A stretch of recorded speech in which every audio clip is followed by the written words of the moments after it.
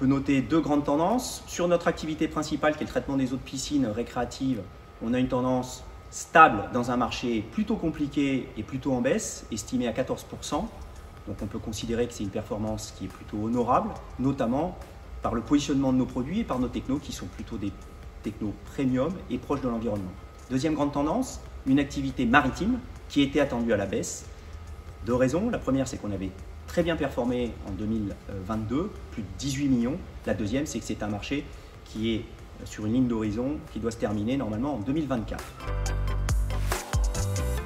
Une tendance qui est plutôt à la hausse et qui continuera à l'être puisqu'on est sur un marché qui est très porteur. Le gouvernement a lancé son décret d'application le 30 août sur la réutilisation des eaux usées traitées. Nous avons une gamme dédiée, c'est notre petit bébé qui est juste à côté de moi et qui nous permet aujourd'hui de répondre de plus en plus régulièrement à des tendances qui sont de plus en plus nombreuses, c'est-à-dire des appels d'offres, notamment sur les stations municipales, mais aussi au niveau industriel. Et cette tendance est plutôt positive, mais il ne faut pas oublier que nous sommes sur un cycle de vente qui est long, qui est supérieur à 12 mois.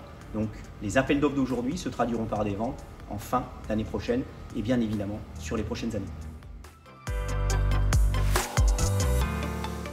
Aujourd'hui, je retiens deux éléments fondamentaux. Une bonne résistance de notre rentabilité et une forte génération de free cash flow. Concernant notre rentabilité, je tiens à souligner le fort niveau de marge d'EBITDA qui s'élève à 15,8% au cours du premier semestre, en hausse de 2,1 points par rapport à la marge dégagée sur 2022. Cette performance est le fruit à la fois en interne d'une meilleure efficacité opérationnelle et en externe de la revue de l'ensemble de nos contrats. Maintenant, concernant notre génération de cash. Les actions menées sur une gestion fine de notre BFR ont permis à nos activités opérationnelles de dégager un excédent de 3,2 millions d'euros. Cet excédent ayant permis au groupe de continuer à investir pour son développement. Aujourd'hui, nos free cash flow, qui sont la trésorerie issue de nos activités opérationnelles, y compris les investissements, se sont établis à 2 millions d'euros, niveau le plus élevé historiquement au sein du groupe. Nous sommes devant nos derniers développements en matière de système de traitement d'eau de ballast, un système dédié aux plus petits navires avec un certain nombre d'options qui sont attendues par le marché. Nous restons donc actifs, nous conservons notre pertinence sur ce vaste marché du traitement d'eau de ballast qui arrive à maturation, la maturation donc de cette phase d'installation, malgré laquelle nous continuons de recevoir des commandes de clients existants et aussi de nouveaux clients, donc qu'on ne peut pas toujours citer pour des raisons de confidentialité, mais on a aussi des nouveaux clients qui nous rejoignent. La phase qui arrive demain, donc après cette phase d'installation, il y aura bien entendu les constructions neuves. Chaque année, il y a des navires qui sont construits par les chantiers navals à travers le monde.